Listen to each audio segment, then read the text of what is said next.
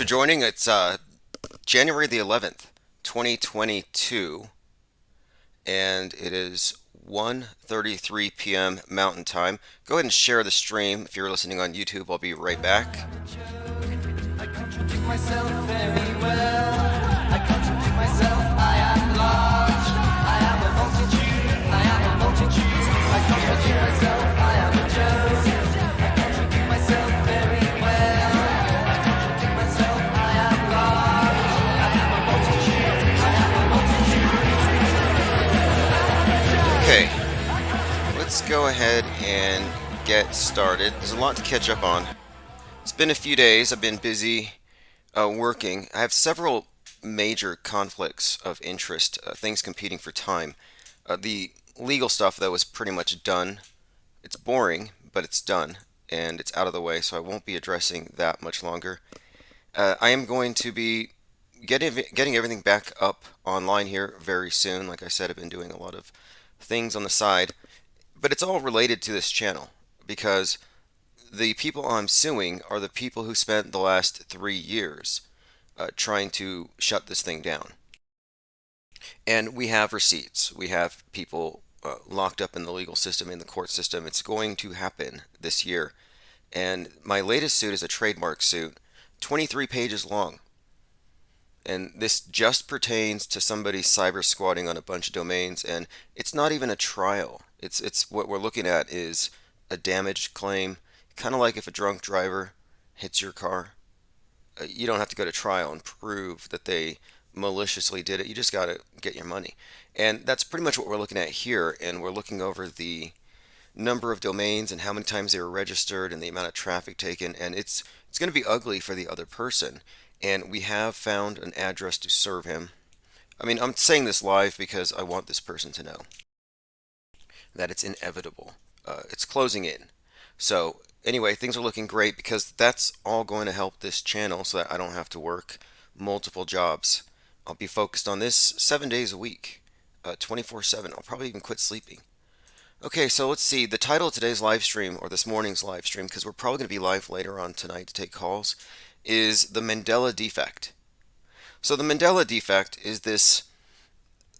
It's a kind of a follow up to the Mandela effect, where once that was discredited and the true believers, grasping at straws as they have been left with pretty much nothing to stand on, they've started making up new effects. And I can't consider these to be legitimate. I don't think you can just point to some peanut butter logo and say that's proof we all jumped into another reality. So if you don't know what the Mandela effect is, consider yourself lucky. But briefly, it's this. There are people who believe that the CERN is causing shifts in the timeline, which is given away by subtle changes in our reality. And the thing, well, our reality, in your reality, because yours may not comport with everyone else's. In other words, we're all living in the same one, but you remember things as having been different because you came from another one. So, in other words, if you see a Mandela effect, you are a time traveler. Well, you're wittingly a time traveler. It means that we all are, but the people who don't know about the Mandela effect just don't know it. So, case in point, this video is called It's Just Ridiculous, and this is what I would consider to be a Mandela defect. Not a Mandela effect, not proof of switching universes. This was just posted a little while ago. This video is called It's Just Ridiculous at this point. And this is where one of the, I would say, lead Mendoozle gurus, Brian Staveley here, suggests that his neighbor's flag, and he's videotaping his neighbor's house, his neighbor's flag here is an indication that, yes, reality has shifted. Let's go ahead and go there. Still at Myrtle Beach. We're at the dog park right now. But check this out. Across the street. This house has an American flag, right? Yeah, Christian actually spotted this, not me. So, you have the flag waving. But look at the door. Okay, so if you're looking at the video, There's some sort of... you have a flag on the door, which is like something you'd buy at Hobby Lobby. Some craftsperson made, they cut it out, they painted it, and then you have the actual flag hanging up on the front door. So take a look. handmade type of thing. Let me get this. Now, as I can see from Camera. here, the one on the door, as you would expect, is sort of an artsy, crafty type of simplification. Like, I don't even think it has exactly 50 stars. I don't think this is done appropriately to all specs when it comes to how you're supposed to display a flag. I mean, this is a prop. The other thing's an actual flag. So he's pointing out here that the crafty flag, the one that's made on wood, the Hobby Lobby flag, this decorative thing, he's suggesting that this, because the artist started the stripes with white instead of red, that the world has shifted. Let's go ahead and listen. Right up to the fence. Red under the dog park. Myrtle Beach. So there you have it. Myrtle Beach Dog Park, evidence that reality has shifted because this guy's Myrtle Beach. decorative flag doesn't match the actual flag.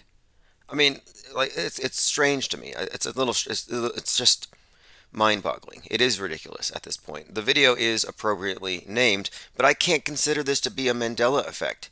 Like, I remember A Christmas Story with the kid shooting his eye out and they say, "You'll shoot your eyes out, kid." I remember it plural. "You'll shoot your eyes out, kid." But the media comes along, or no, the Mandela effect come along and they say, "No, that's not a legitimate Mandela effect because it's 'you'll shoot your eye out, kid.'" Well, I remembered it as a plural.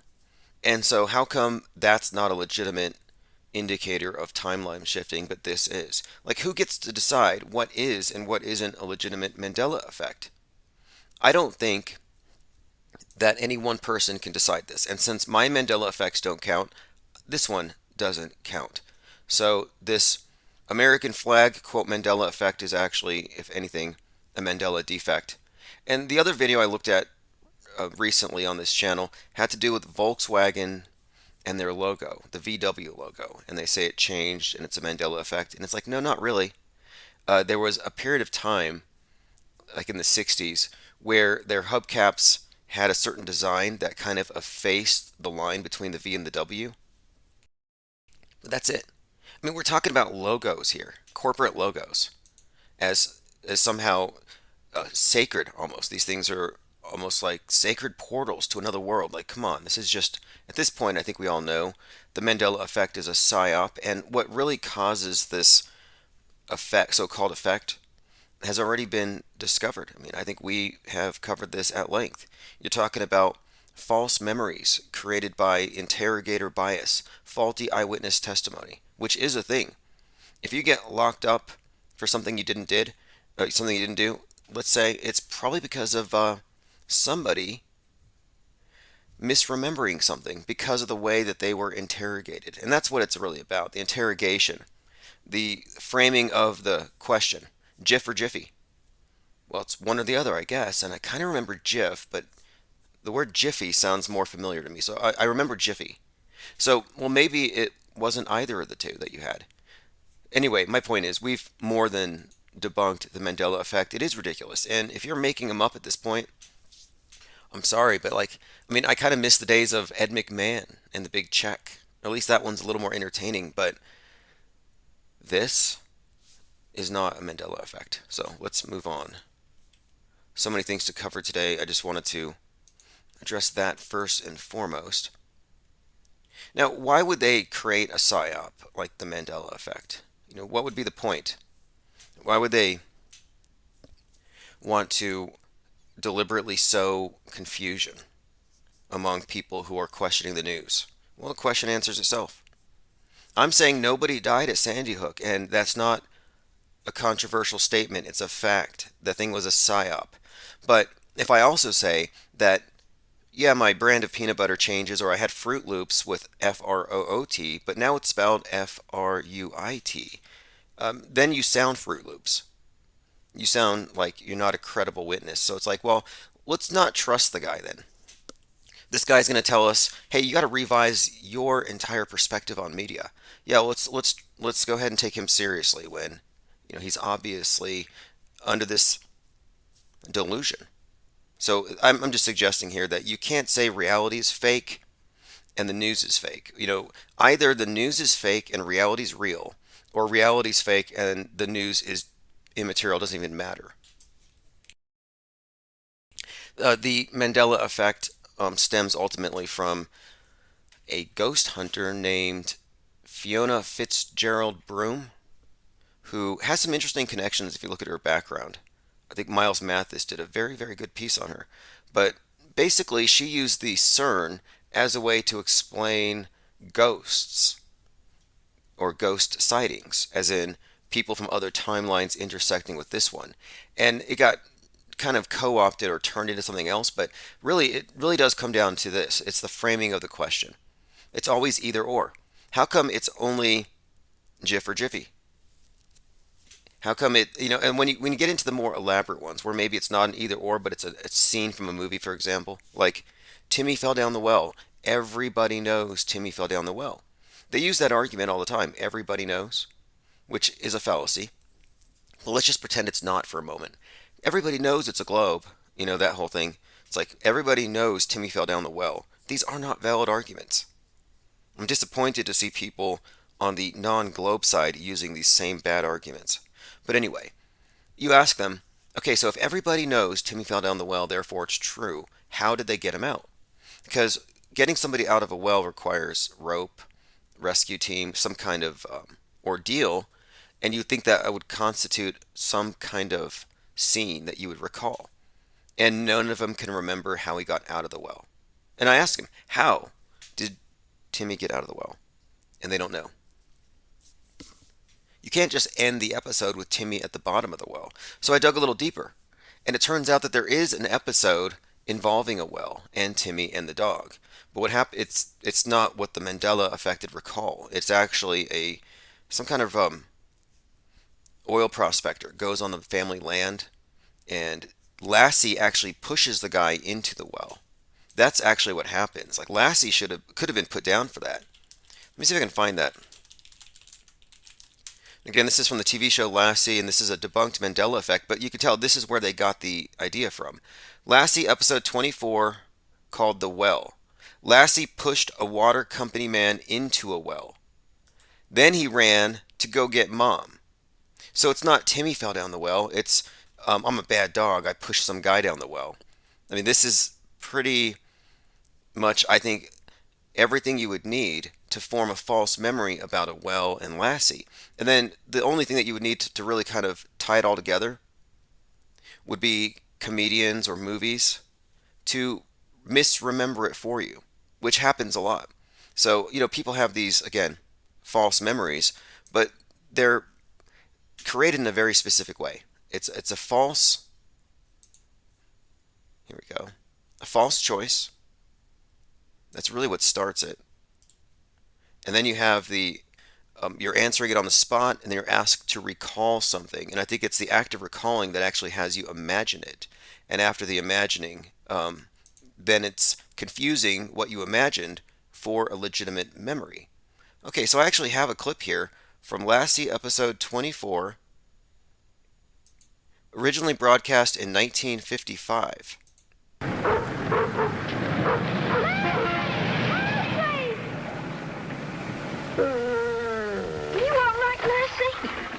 I sure thought I hit you. Okay, Lassie almost got hit by the car first. So do any Mandela affected remember Lassie getting hit by a car? Lassie got hit by a car. And if enough of us can gang up on the people who don't remember it, we can kind of make that into a Mandela effect. Because it is kind of a gang thing. That is true. They do use a bit of coercion. And if you don't believe, of course, you are a zombie, an NPC, a Mandela effect denier, worthy of death. Okay, I think I found the actual scene.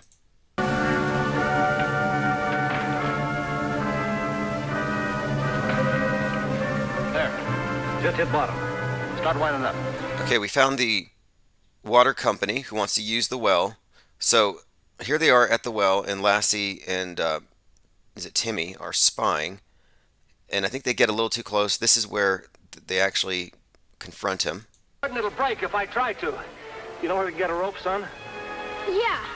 Well, go ahead. Get me out of here! It's freezing cold! All right, hang on. Okay, well, I'm not going to torture you with any more of this, but my point being, there's an entire episode about a well. And it's not Timmy falling down the well. Thirst for Truth says it's the misinformation effect.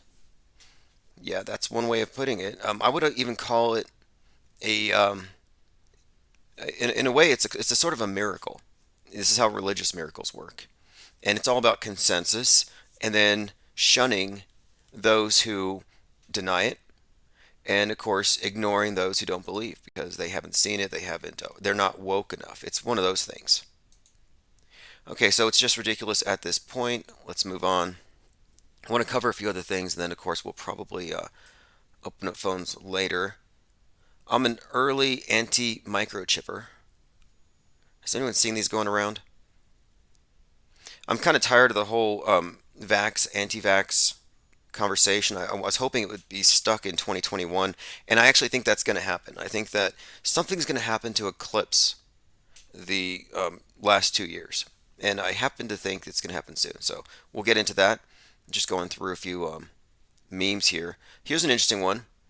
The earbuds by Beats, perfect anagram for beast.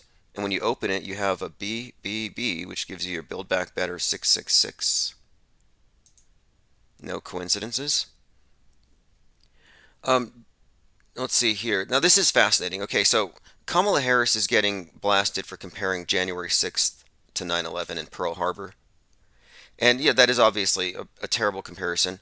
But this is, from the perspective of if the news was real, you can't make a comparison. But they actually do have, I think, a strong relationship. I think that 9/11 and 1/6 and Pearl Harbor are more alike than not, but not for the reason Kamala says.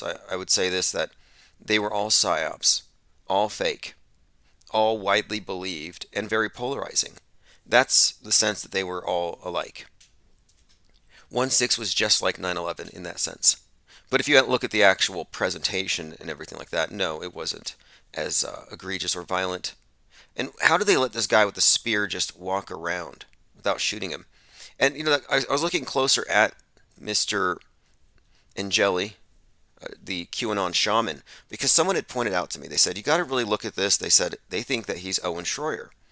And I thought that was ridiculous at first, as most of you probably think it's ridiculous. Owen Schroyer, the guy from InfoWars, does his Alex Jones impersonation several hours a day, was arrested for his participation in this thing. Well, take a look. Take a look at these two. So on the left is Owen Schroyer, works for InfoWars. On the right, with the Davy Crockett hat, the animal skin hat, is the QAnon shaman. And with certain pictures, certain angles, you can kind of see they do look alike. Owen Schroyer has a very interesting demeanor, very unique. I think that he looks kind of like, I don't know, he often looks to me like he's imitating Alex Jones's actual facial expressions. But the QAnon shaman and him do look alike. They're both very, here we go, expressive. Their mouths always gaping. Now, if you look, though, the difference would be, I think, the bottom lip. It's the only real difference, and the facial hair. But I have a few more pictures. And the thing is, when it comes to how the lips look, that can be changed very easily with what Jonah Mendez from the CIA disguise department. Let me bring up her really quick before we go any further, so people don't rule this out. Because you have to know, when somebody's deep faking with some kind of hyper realistic mask or disguise, they're going to look 10 to 15, 20% different. Like you're not going to see them as exactly the same, but the differences can be broken down and explained. So you have the former CIA chief of disguise, Jonah Mendez, talking about this, and one of the things they use is what she called a plumper. And so this would explain why Owen Schroyer's bottom lip protrudes a little more than the QAnon shamans. And the rest of it can be explained by their very methodology, where what they do is they deliberately set out to upset every expectation you have. So if the person's tall, you want to make them appear short. If they're clean shaven, you want them to have a beard. You change their persona, but everything has to be reversed. So I'm going to play a short clip from Jonah Mendez, and then we're going to go deeper into, is Owen Schroyer deep faking it as the QAnon shaman? And then, of course, we'll address what that exactly entails. And it makes perfect sense in a world where Alex Jones is Bill Hicks. Des, I'm the former chief of disguise for the CIA. Today I'm going to talk about some of the CIA's gadgets that we used during the Cold War. I worked for the Office of Technical Service at the CIA. We used to always think of it as CIA's Q. We were the gadget people. Everything that we did in Moscow. CIA's Q. Very, very interesting. I'm not even convinced that she's real. Like, this could be a mask. That's the level of sophistication here. And this is a long presentation. You can find many interviews with her. But what I would direct you to is when she gets into the props they use to actually change someone's face, to put them into a total disguise. Here's one where she breaks it down. Here we go. Again, name is Jonah Mendez. I'm going to play a few more clips here, and then we're going to go look back at Owen Schroyer, just so you can see that he is more alike than different from the QAnon shaman. And there are also, and this is very consistent, there are also many other indicators here that we're looking at the same person. And it's often told in the subtext. You know, you got tip of the spear, the voice of InfoWars, and then you got the QAnon shaman with the spear. Very interesting correlations, especially when you get into InfoWars in general, and I think their role in propping up the major psyops of our time. Okay, let's get back to Jonah Mendez for just a moment. Born identity.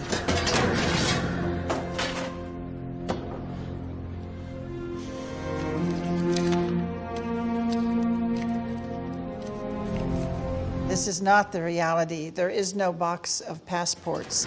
There are no huge bundles of money, no guns.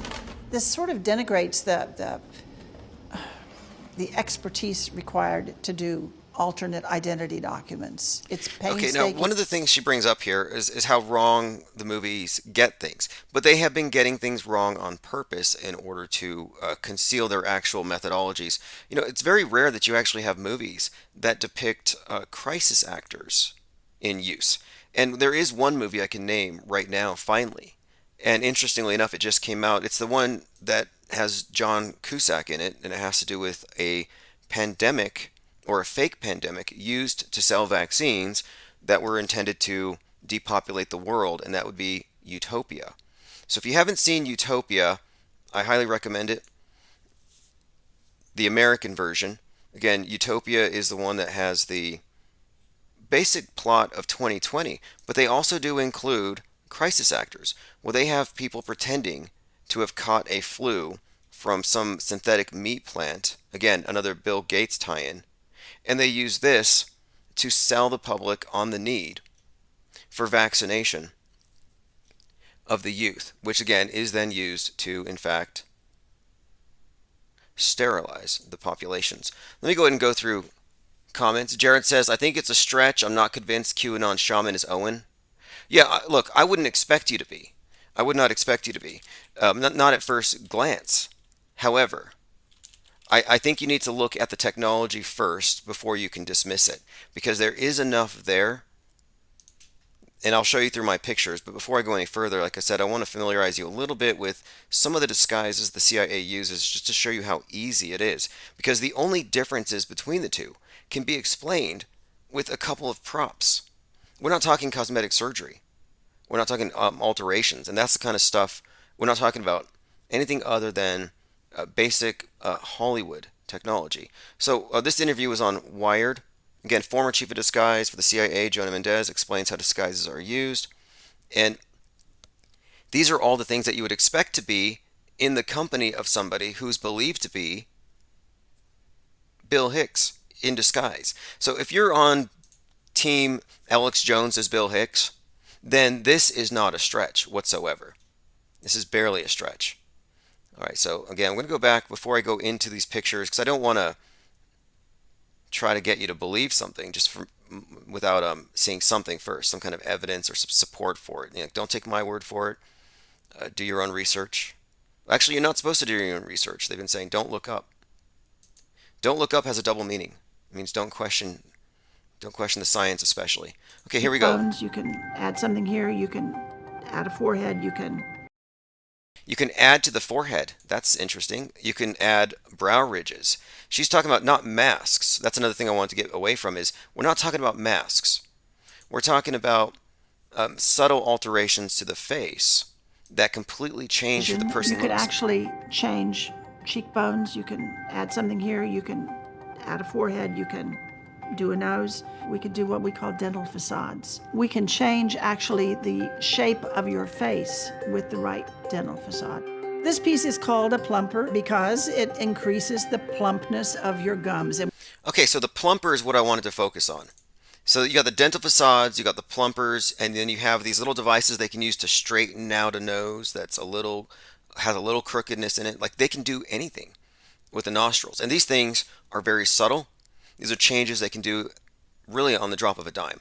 So let's go back now and look at Owen Schroyer. Now, like I said, I've been going through Photoshop, and I used to do Photoshop touch-up as a side gig for a living. I've spent a lot of time working on faces up close, fixing blemishes, doing headshots, etc. So I bring this up into Photoshop, and I'm looking at this objectively. I have no vested interest in whether or not Owen Schroyer is this guy. However, now that I've taken a closer look at it, it is more like than not, and the only differences are facial hair, which she says is one of the first things they do. They just change the facial hair patterns. You can see that the QAnon shaman's the guy on the left. And the makeup there is just to distract you, as is the bandana. The ears, the only reason his ears are shaped different is he has these heavy metal, probably a fake clip-on earrings tugging at his lobe. The beard is done different. Now, the other thing is mustache on the left, no mustache on the right. Finally, the QAnon shaman's lips. His bottom lip sits a little bit differently in his top, and I'm thinking here that's one of these plumpers. They probably have some fake, hillbilly teeth thrown in there. Very, very subtle changes, but not all that much when you get close up. But when you have him covered in makeup, and he's got the Viking horns and the animal furs, it kind of makes it difficult to notice it's the same guy. So then in the jail photos, this is where it looks the most different, except for, of course, the brow lines, the nose, the shape of the mouth, and the shape of the face, sans the beard. I mean, so if you take away Owen's beard, notice he's using his beard to give himself an artificially wide jawline. If you shave it down, it's very consistent with this so-called QAnon shaman. And then this is another one, and I think this is the dead giveaway. Similar or identical build and gesticulations. So the way he moves and the way he points when he's talking and addressing it looks like Owen Schroyer with fake tats. Conveniently, he's wearing gloves. The tattoos kind of, look, the tattoos even hide the shapes of the arm. It hides certain features. I can't really quite tell, but to me they look like the same size.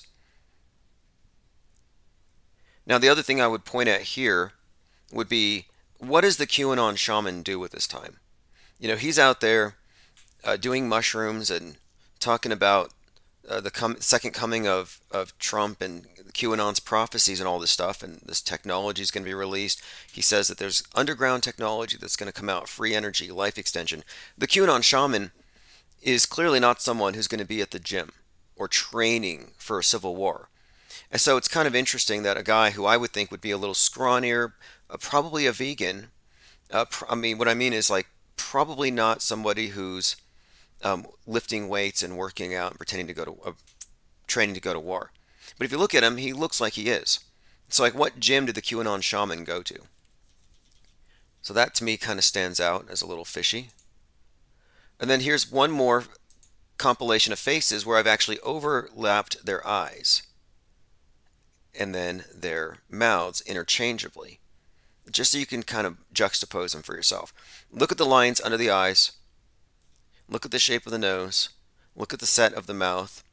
And again, a little bit of a dental facade and a plumper is all you would need to change that face. Does anyone else here think? Lily Bell says maybe the shaman is trying to look more like Owen. No, the shaman character, if I'm right about this, if we're right about this, the shaman character actually has been around for some time. He's an actor and a voice actor. He has this background you can actually kind of check out. So, there may be a way to automatically debunk this. I'm looking. However, if it is what I think it is, this would be somebody that he's been playing for some time.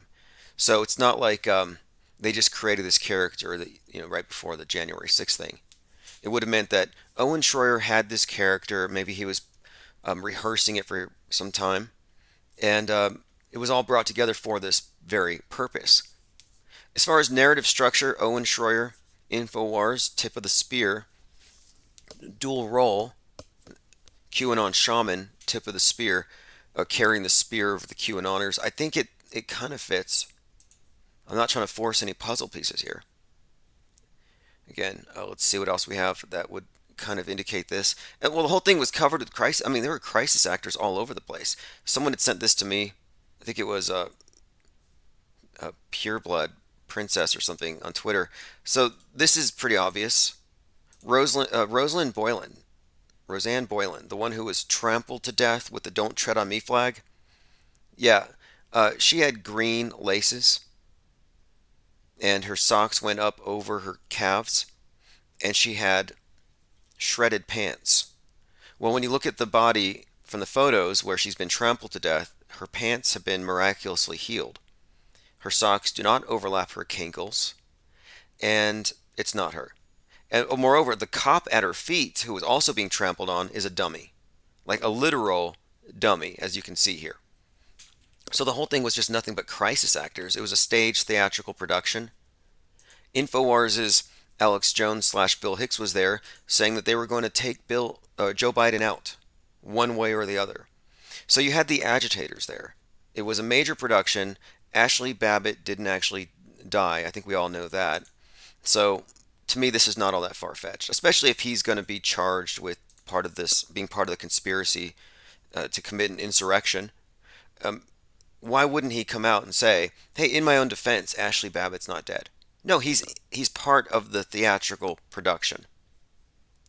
So, I mean, we can debate that one. I'm on kind of on the fence. Now, I'm not on the fence at all about this one. It does appear that Greta Thunberg was the QAnon shaman sidekick with the Trump hat and the stringy beard.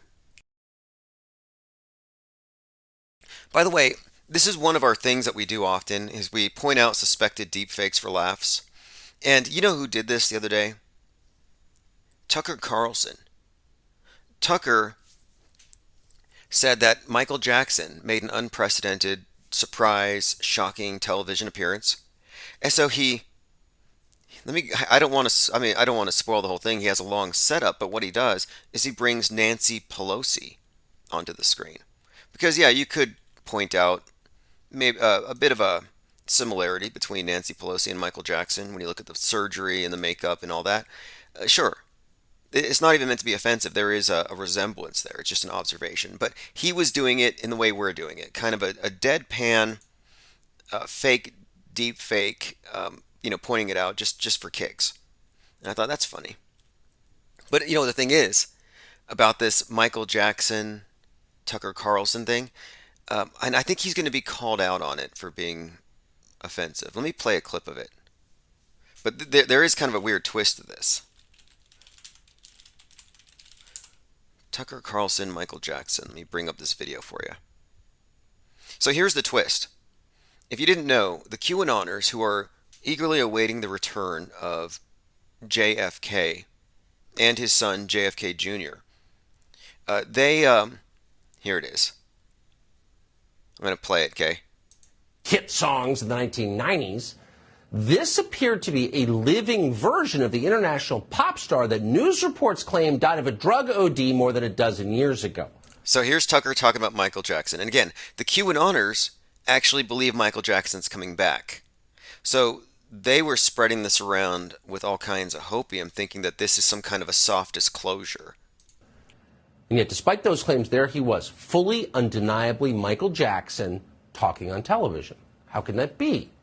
Honestly, we have no idea. We're not theologians here. This is merely a news program. We can only show you what we saw. Here it is. There's nothing more important for us to do than protect our Constitution and our democracy. What the Republicans are doing across the country is really a legislative low-hanging fruit, cheap shot, taking a hit at Nancy Pelosi for her resemblance to Michael Jackson. I mean, it's hard not to see it. I'll just put a picture on the screen so you see that.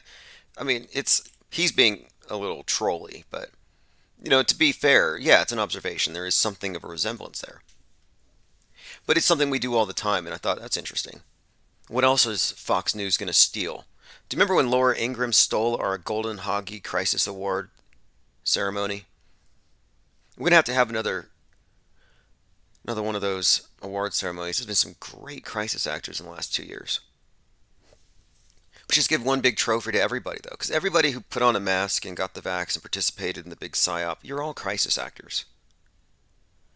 All right, let's go ahead and continue. I want to go through a few headlines. Anti-vaxxers are blaming Bob Saget's death on the COVID booster shot. Now, there is something kind of weird about that, I want to point out. Bob Saget sent out an Instagram that stood out to me as being very, I don't know what you would call this, questionable. He says, "Okay, I love tonight's show. Really nice audience. Positivity happened last night too. I'm back in comedy like I was when I was 26. Just paraphrasing. Here it is. Check bobsaget.com for my dates in 2022. Going everywhere until I get the special shot." What does that mean? I'm going everywhere until I get the special shot? I don't know what that means exactly. However, he has popped up on the QAnoners radar for some time, because of his, I guess, his inappropriate humor around children, and I've heard some of the things he said, sure, and I have seen videos of him eating pizza. It doesn't prove anything. However, the QAnoners think that this has a double meaning, and again, they also think that Nancy Pelosi might be Michael Jackson. And this is something else too. Just a quick note here. There was a 106-year-old Philadelphia woman who credits her long life to Big Macs. She's 106. Well, 106. That's how old JFK is, if he's alive. So I imagine JFK is on the Big Mac diet, waiting for him to come back. If you're in North Carolina, guerrilla war exercises will be fought across various counties in your area. The Army warns. Why are they warning you? So you've been warned. If you're in North Carolina, you have been warned. There will be guerrilla war exercises to be fought. What does this mean? It says here, a realistic guerrilla war will be fought across 24 North Carolina counties in the coming weeks. The soldiers will be battling freedom fighters. 2-week unconventional warfare exercise will be staged from the 22nd to February the 4th on privately owned land. It says here it's going to be realistic enough to include flares, gunfire, and the U.S. Army JFK Special Warfare School. Let me see what else it has here. Anyway, I'm going to just leave the link in there. But basically, yes, the JFK Special Warfare School is going to be doing some drills throughout the North Carolina area where they're going to be pretending to kill American patriots and anti-vaxxers and people with too many MREs in their basement. If you're clutching your Bible and your gun, they're coming for you in North Carolina. But it's just a drill, so chill. What is it with these drills? It's like they're telling you in advance what they want to do. All right, let's go ahead and continue. I want to go through my Minds feed. I had a number of things I earmarked. I had not really spoken about this yet on the Bronx fire, which I would say is fake, staged, a drill, and this is given away by more or less the numerology, and this has been broken down by a number of people, but we'll go into that in detail tonight. Just a heads up, I have looked at that one very closely. This is interesting. Anti-vax leader urges people to drink urine instead of taking a vaccine. So this individual has gone out saying that you can cure your COVID this way. Now, this is, to me, an example of somebody who's a mainstream conspiracy theorist, where they still believe in COVID. See, I don't believe in COVID. So you're not going to have me even discussing any kind of remedy. This is no better than what Joe Rogan is putting forth either. You may think Joe Rogan is speaking truth to power and he's breaking the MSM. No, he's not. He still believes in the thing, the superstition that has the world in the clutches of the CDC and its Munchausen syndrome by proxy.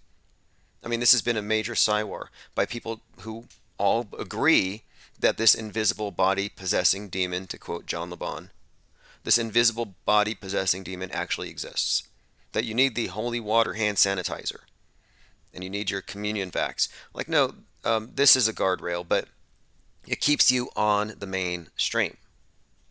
And now here they're able to say, hey, look, anti-vaxxers are also engaged in these gross behaviors. So just a heads up, you're going to hear more from that. Here's one. Leonardo DiCaprio. I've been talking about him a bit. He actually has a mega yacht that burns 300 gallons of diesel fuel per hour. And again, he's the face, one of the faces right now of climate change. He says you need to take climate change more seriously. Listen to Greta. Let's see what else. There's so much going on here right now. Donut Earth is big right now, but again, everything just seems like such a mockery. But look, this is some of the numerology I was talking about with the Bronx fire. Originally, it was reported as 19 dead. 19 people died on Sunday in a high-rise apartment. The fire started 11 a.m. in a 19-story building. A lot of 9/11-y stuff all over this one. But I'm going to continue to go into that one. Not to mention the date. I mean, these things, January 9th, 1919, and we've talked a lot about what 19 means in terms of numerology and how it's used in this big meta script. And it is a script. So I'm not sure if anybody here still worships Donald Trump. Are there any QAnoners here still taking the Kool-Aid? You know, Kool-Aid spelled with a Q. But he's clearly a world stage made for TV character. Biff Tannen from, here we go, Back to the Future. If you look at Biff Tannen, it is based on Donald Trump, admittedly, by the creator of the show. So you have a character in a TV show who becomes your president. And if you look here, Biff Tannen had the Pleasure Paradise. Very interesting. And then someone posted this adjacent to it. Trump confused over fire hit town. Pleasure Paradise. Pleasure, what a name. This is Trump again. Let me bring this up on the screen. You have these characters who are constantly being brought to life, and they pre-existed their character on the world stage, their persona, in the TV shows that you watched. Trump confused over fire hit town. Paradise, Pleasure, what a name. And then you have Pleasure Paradise, and this is when, of course, Biff Tannen becomes president over a very chaotic America in that alternative future. Going through some comments here. 5 Minutes says, I think the Bronx fire was real. I remember in my youth the Bronx is burning. It could be, but I have my doubts. I have to see evidence first. Here's my approach when it comes to anything in the media. It's fake until proven real if it's an extraordinary claim. Well, a fire is not necessarily an extraordinary claim. But when you have 19 floors on 1/9, okay, well, you have a few coincidences there that, yeah, if you're going to go ahead and give the media the benefit of the doubt, you might as well say 9/11 happened. But the truth is, we didn't have enough information at the time to say it was real. Nor did we have enough information to conclusively say it was fake. Now we do. So I think it's important not to rush to judgment and say you know it's real. Like, you may believe it, which is fine. You don't know it. I don't know it to be real. I don't know it to be fake. I believe it to be fake. Although, again, we're still looking for evidence. And I'll be going through that probably more later on this evening. Again, going through my... Oh, look, one more thing. Jake and Jelly, the QAnon shaman, has a new attorney named John Pierce. Just another Spear reference. These things are not coincidences. Alright, let's see here. Going through comments. Again, we're only live on YouTube right now. I'm going to be opening up everything else later. There's been a lot of talk about this guy named Novak. Novak, the #1 tennis player in the world, created a bit of controversy. We'll be discussing that, but clearly just the fact that he's the #1 in the world and he's in front of this issue tells you right now it's PSYOP. They love to use these athletes to represent these various issues. And by the way, I have a tweet from the guy's wife where she's saying some very nice things about Marina Abramovich and her work, which is, I mean, I'm not a fan of simulated cannibalism. Okay, heads up, midterms will spur more right-wing violence, probably in North Carolina. In North Carolina, again, 24 counties are going to be drilling or doing exercises. They're going to be simulated combat maneuvers. So they're going to simulate combat between military and freedom fighters, terrorists, whatever you want to call them. Anti-vax conspiracy theorists are pushing urine therapy as treatment for COVID. Yeah, amazing, right? You know where I first heard of that whole idea? The top 5 popular flat earth channels you could name. No joke. If you look at Behind the Curve, they're all advocates of this practice. Strangely, they all are. And these are, publicly stated things. I'm not going to list off all of their names, but if you look at Behind the Curve, it's about the flat earthers. Yeah, you find all of these same characters like Patricia Steere and others, just cheers, drinking up. And I thought that's got to be some kind of a hoax. And they almost seemed like they were laughing. There was one video where urine therapy advocate Antonio Superatz, who died recently, so it obviously doesn't extend your life that much, supposedly died. I mean, I don't know what to make about any of these characters, and I use that term advisedly. So he and Patty Steere are saying to their audience, you need to try it. If you think the earth is flat, you need to try this therapy. Put it on your skin. Put it in your hair. Put it in your eyes if you catch pink eye, she said.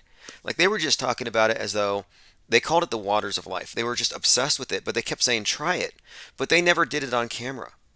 We never saw Patty Steere using this treatment on herself with their spray bottle or whatever. We never saw it. So I'm wondering, did they even do it? And when she and Superatz were saying that we should all do it, they were kind of smirking, which made me wonder, could this all be some kind of a trick in order to later make it look like, hey, the people who look into these topics are just insane. They'll do anything. They have no critical thinking. Like maybe there was some kind of, I don't know, duper's delight in the way they expressed it. So again, I'm kind of questioning whether they actually did it. And maybe it was just a setup to make flat earthers look crazy. Because now I'm seeing the same thing being used. So anti-vaxxers, you got to look forward to being called urine drinkers next. As disgusting as that sounds, but that's what they did to the flat earthers. And I'm suggesting that the people who did this to the flat earthers, as in these Netflix famous flat earthers, they did it, I think, as a way of sabotaging the credibility of the quote movement. That's what agents would do. They force memes into a community. Just like Eric Dubay forced the idea that to be interested in flat earth is to be a fan of Hitler. Like it's non sequitur. How would you connect Hitler and urine therapy with questioning NASA? Well, you wouldn't. But you get some highly paid agents put into place to take control of the dialogue about this conversation, and then you make them the face of it on Netflix, which is totally NWO Mind Control Central, and then you block the conversation from happening on YouTube. It's exactly what they did. They shut down the topic on YouTube, and they put the final version of it on Netflix, and the faces of this thing are anti-vaxxers who drink their own wee. I mean, it's just that is what they have stooped down to. Okay, another prediction that has come true. Axiom Space develops commercial spacesuits. So if you want a spacesuit and you're not part of NASA, you're just a private individual, you can now go buy a spacesuit from Axiom. Commercial spacesuits. I'd said a couple years ago you're going to see people wearing spacesuits in 2020, and it started. And they used, I believe, PPE and masks and the fear of the environment, which they've given us, agoraphobia, fear of open spaces, fear of other people. They put these phobias out there. That's really the main thing that they spread, has been fear. hypochondria, but also fear of other people. It's paranoia. Where now everybody's OCD. So now they can sell you on PPE, and once they maybe get you to believe that the atmosphere is deteriorating because of climate change, they'll get you in a spacesuit. I already see people with full-on hoods in airplanes, and even fish bowls on their heads in airplanes. So yeah, spacesuits are coming next. Then you'll need the hard shell because of asteroids. That's coming. All right, let's continue. Alec Baldwin, yeah, he's in the news doing live streams. I watched one of his little rants here. Again, this whole scene. Did you see the follow-up? I've been kind of following up on this Alec Baldwin story.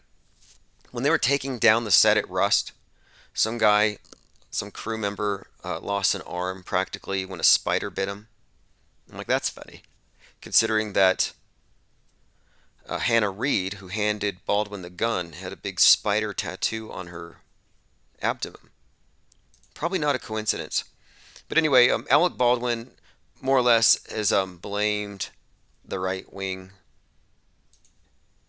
Few things about this event, though. Totally fake. Nothing about it suggests it's real. The union members actually left. So there wasn't anybody there when it happened. It was a closed set. Perfect setup for a psyop. Anyway, here is Alec Baldwin. I'm going to play a few seconds here. He's either lost his mind. Maybe he's trying to convince us he has. I'm not sure what this is exactly, but it could have some significance later. Thanks for the laughs, good sir. Cheers to a new year. Love you. It's the Splenda packet. Does this mean 2022 is going to be a good year? Wouldn't that be nice? Anyway, that is nothing short of a miracle. Now, a couple things here. One, he said that portraying Trump was so awful that it made him wish for an asteroid to hit the White House. So Alec Baldwin, as you know, is probably the most Trump-deranged person on the face of the world. And he said he wanted a meteor to hit the White House because of Trump, of course. The Orange Man.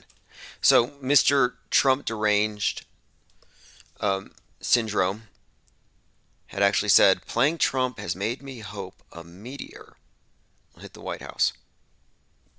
The director of Rust, who he actually shot as well, has the same birthday as Trump, 6/14, which I find to be very, very interesting. 6/14. Again, think of these connections. Trump's birthday, 6/14. Alec Baldwin plays Trump, wishes for a meteor to hit Trump. In the movie Don't Look Up, they are told that the meteor is going to hit the Earth, the comet's going to hit the Earth in 6 months, 14 days. So 6 months, 14 days. I'm like, well, this is a release that's being talked about on New Year's. You count forward, and that's Trump's birthday. So there's this kind of interesting little storyline here, or subtext here. Then, of course, it's coming from Alec Baldwin, who just shot somebody. So Baldwin shoots somebody. Again, this is all I think this is all very meta-scripty. Somebody who has the birthday of somebody who wants to get hit with a meteor, whose birthday is 6/14, and 6 months, 14 days is the timeline after which we get hit by this thing from the sky. These are just interesting connections, which I'll mind map it to make this even clearer and show you how it's even deeper. Especially when you get into all of the Halloween, I think the Halloween week, you had a bunch of interesting symbolism. Because this shooting at the Rust thing happened on the first day of Scorpio. And around Halloween, we had all kinds of interesting things with the Halloween movie, knives featuring prominently in the news. You got David Ames getting stabbed 17 times. Halloween Kills is out. A lot of new music. You had the Astro World human sacrifice event. Drake goes out and he sings Knife Talk. Then you have that rapper Drakeo who gets knifed in the neck backstage at that Snoop Dogg event, that LA music festival. We have to go through all these things. So much to talk about. 5 Minutes says, if you subscribe to this channel, you'll have 50 less points on your social credit score. Oh yeah, They're already counting. I'm so far in the negative. I'm going to have to probably, I don't know, stage my own exit and come back to get a clean score. All right, let's see. I watched this thing this morning with Ted Cruz where he was talking about the use of federal agents as instigators on 1/6. And he sounded like a true auto hoaxer. Like he really did seem to know what he was talking about, and he scored some real points. Now, I don't think that he's on the side of truth. It just shows you how controlled this thing is. That you can be so close to it, but they won't let you fall off the world stage. They won't let you off the road. That's why I use the term guardrail. You can veer off to one edge or the other. You can go to the fringe, and they can go to the fringe. But what they won't do is they won't take you over the edge. This is a weird picture. Don't look up. You might see DiCaprio being a climate hypocrite. Oh, an eco-hypocrite. I like that.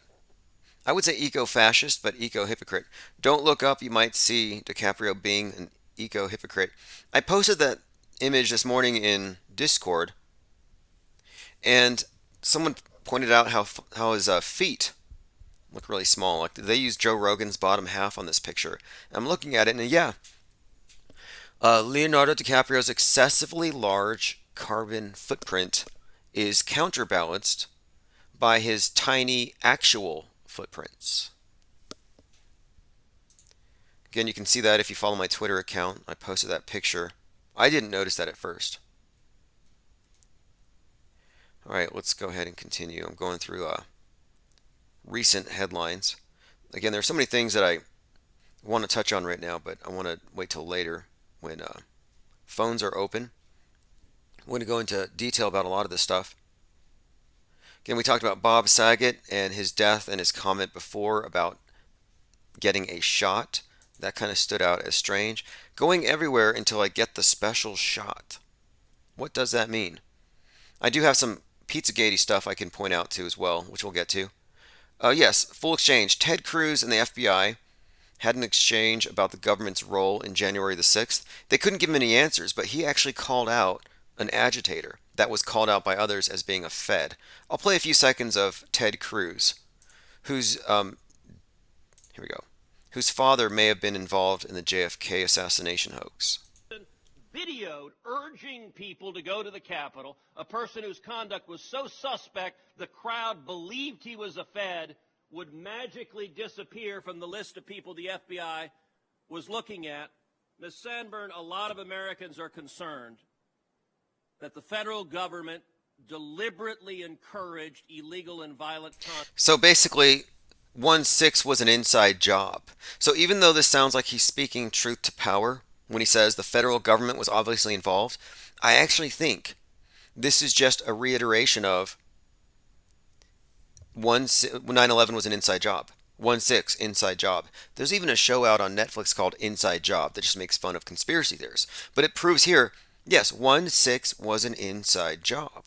And they can chant this for the next 15 years. They'll keep chanting this just like they did 9/11 was an inside job. It doesn't mean anything. It's an empty slogan. It doesn't mean a thing. Because inside job, he's implying the other side of the political aisle, the other side of the political spectrum, they're involved in doing this to get us framed. True. However, at the top, both sides are in on it. So this is just world stage theater. 9/11 truth never got to the fact that nobody died on 9/11. They're still stuck on, was it Israel that did it?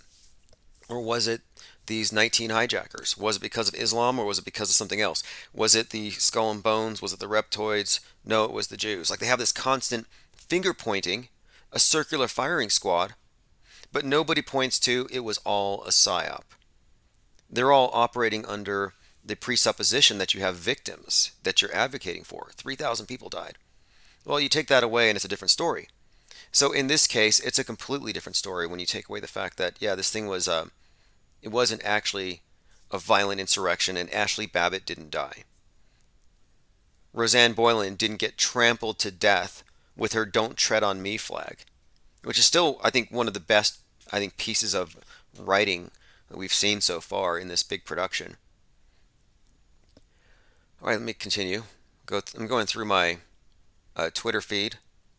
Again, this thing with Nancy Pelosi being called Michael Jackson by Tucker Carlson was meant to be some kind of a deadpan joke like we do all the time with these people who look like other people. But in this case, the QAnoners have taken it seriously, which is kind of weird. They're like, this is soft disclosure. It's a red pill. They're calling it a soft red pill. They're letting us know that this whole time, Nancy Pelosi has been portrayed by, which is absurd. I mean, their skulls are completely different. Donald Trump Jr. actually tweeted this thing. He said, Tucker goes full savage.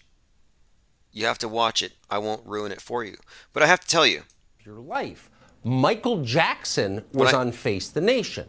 When I heard him say Michael Jackson was on Face the Nation, the QAnoner inside of me, a little bit of a hopium addict in me came out and said, wait, what? Michael Jackson? See, Glenn Clark says, the rage about Saget being a Pete is loud on my social media. That guy was a monster.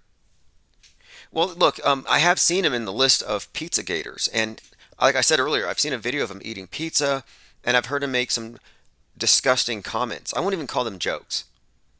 When you make certain comments about certain topics in certain ways, it goes beyond joke. I think comedians are given a lot of, like, what's that other guy? Pat Oswalt. Pat Oswalt he's another one of these so-called comedians who actually just broke up with Dave Chappelle over Dave Chappelle's opinions. Like these comedians are all snowflakes these days. They're snowflakes, crisis actors, and government shills. Where are the funny comedians? They're probably not even allowed to be. They have to have everything poll tested. We have to make sure that only the certain demographics are laughing at this demographic. We can't have actual funny jokes. Because the stuff that's actually funny discredits everything that Big Brother has presented us with. This is a neat t-shirt. It says Delta Omicron, and it shows you how it's an anagram for media control. And I thought, that'd be a great line of shirts or even billboards. This is why I am so adamant about not letting any of my, here we go, detractors get away with shutting down our channel, and this is why I'm following through with all my lawsuits.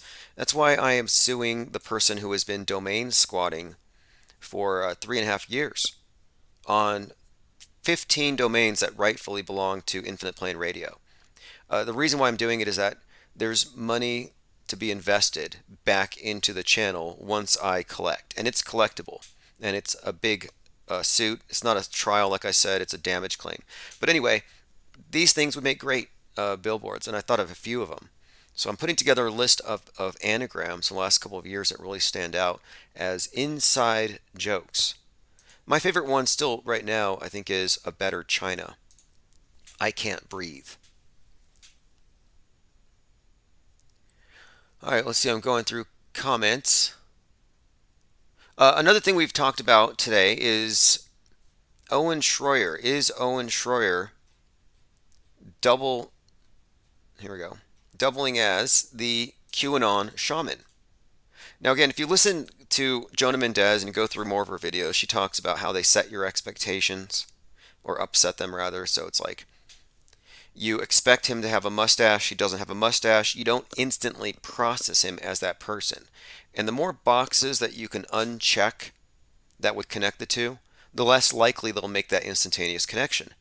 So you would never expect Owen Schroyer, who's always in a suit and tie, seated at a desk, you wouldn't really expect him to be wearing bullhorns, with face makeup on, with body tattoos, running around with a spear. It looks absurd.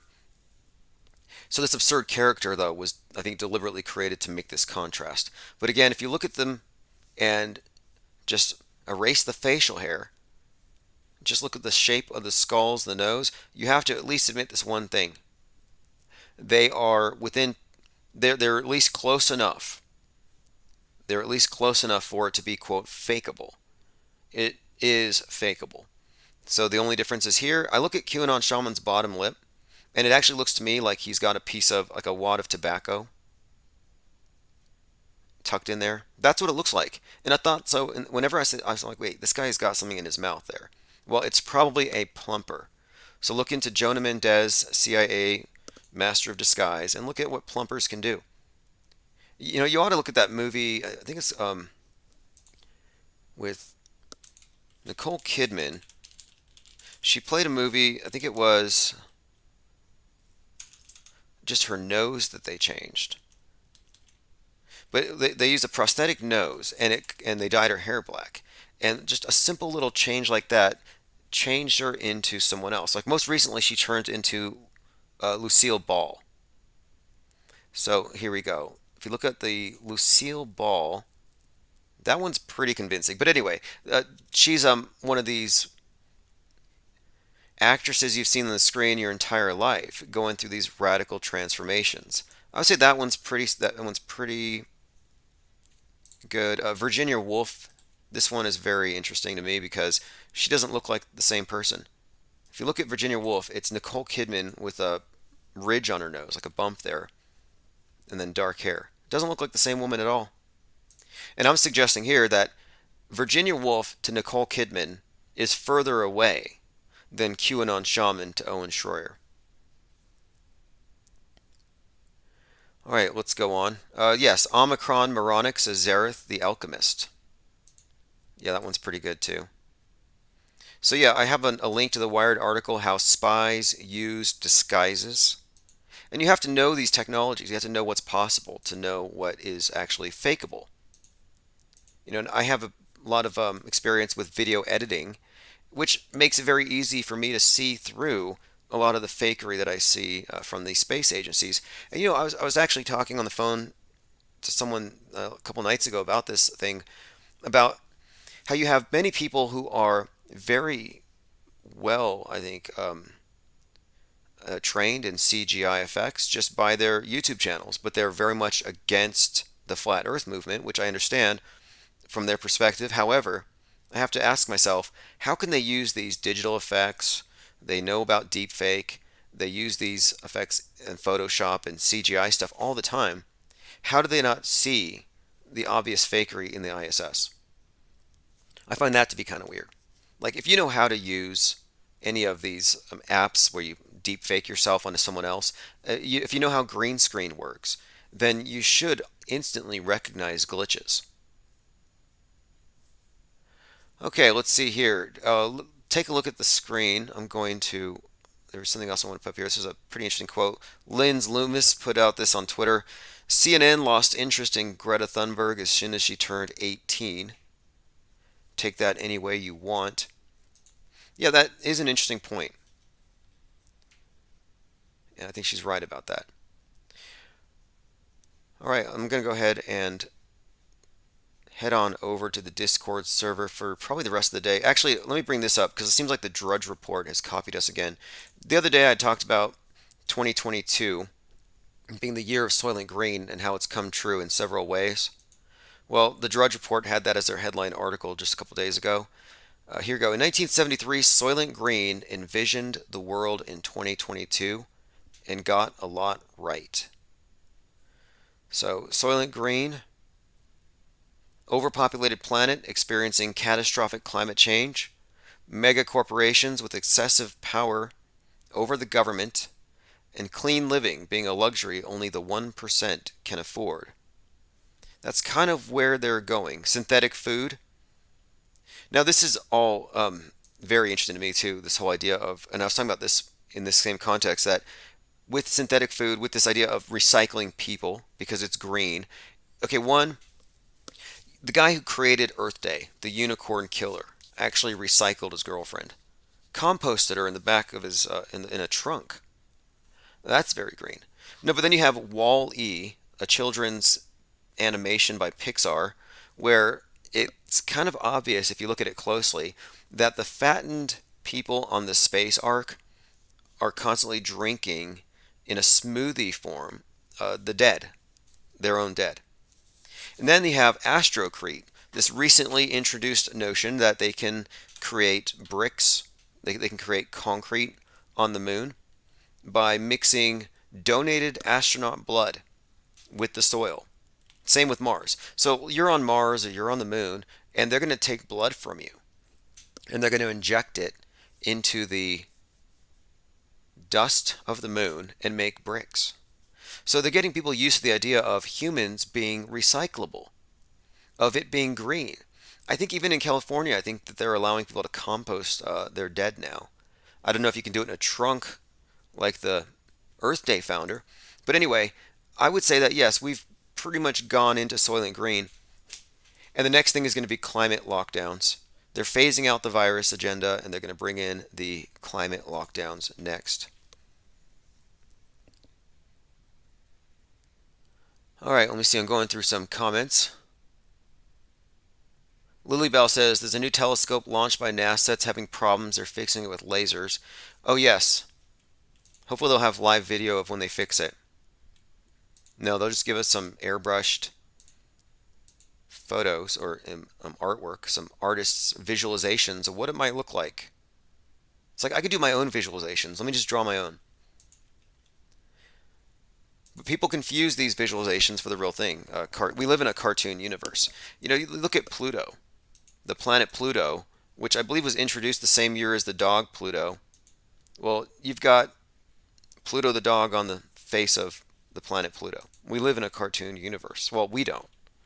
The people listening right now, for the most part, I guarantee do not live in a cartoon universe. But you all know people that do.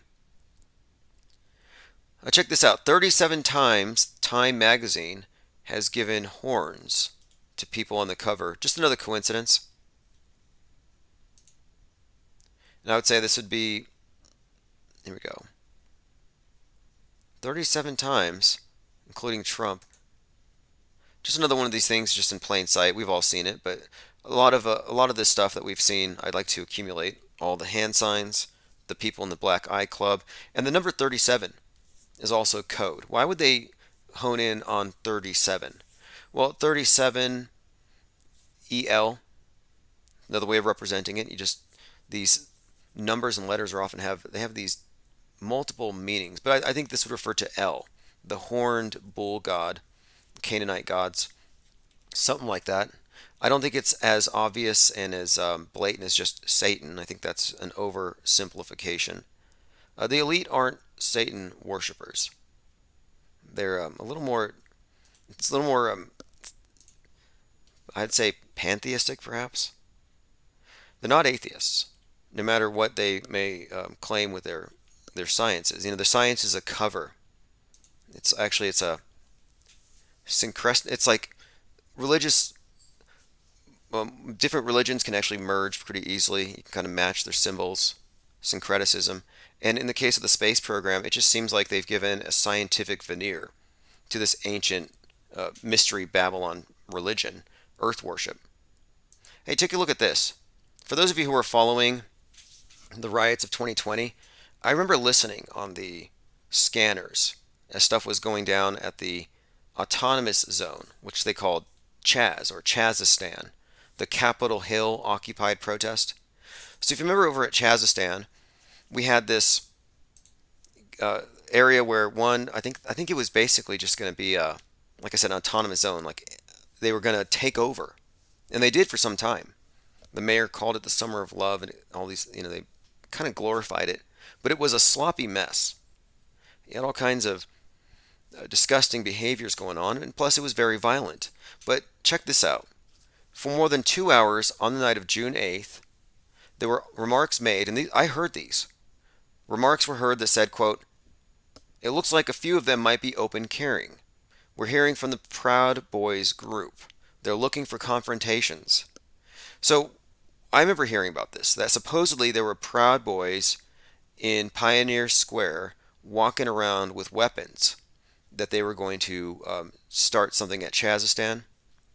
And so anyway, it turns out that these were faked police reports. Seattle police faked reports of armed Proud Boys to spook the George Floyd protesters. It says here, the police captain who ordered the ruse told OPA that he was looking for, quote, "an innocent way to throw out some distraction at a time when the police was short-handed." According to the report, In his perspective, things were going fine in Chaz until people in the crowd heard that the Proud Boys were coming. Then it seemed like everyone in the crowd who owned guns got theirs, and they went from being peaceful to something different.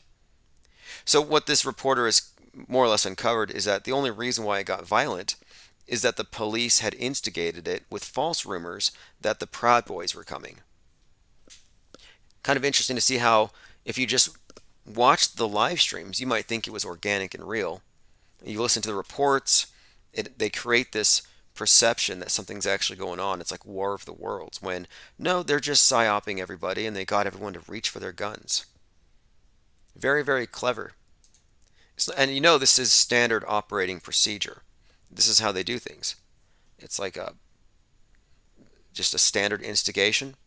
Just took some rumors and they managed to create an escalation. This is order out of chaos. Again, very standard operating procedure.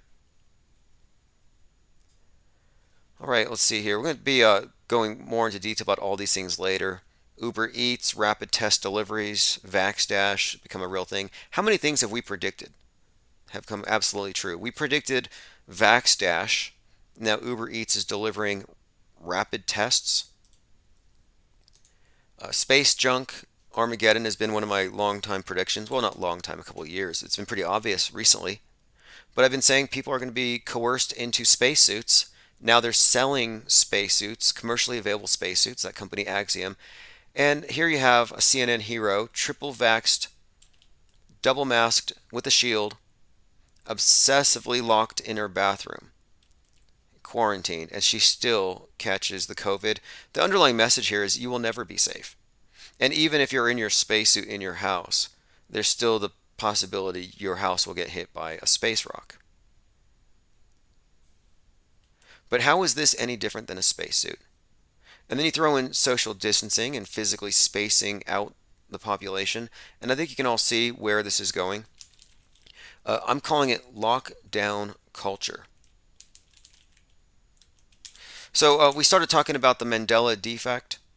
That was pretty much the first thing we brought up. Mandela defect, if you don't know what the Mandela defect is, it's a fake Mandela effect to artificially prop up a long debunked conspiracy theory that CERN has caused our reality to shift timelines, and that this is given away by corporate logos that seem to be changing before our very eyes, but only those who are Mandela affected can see it. Yeah, I think it's all a false piety, especially when they look down on the non-affected as somehow defective. Like you thought that the pro-vaxxers' hate for the anti-vaxxers was bad. Where they're like, oh, the anti-vaxxers deserve what they get. No, the Mandela affected have a great deal of animosity towards the unaffected. It's like off with their heads. Which makes me think about Nelson Mandela.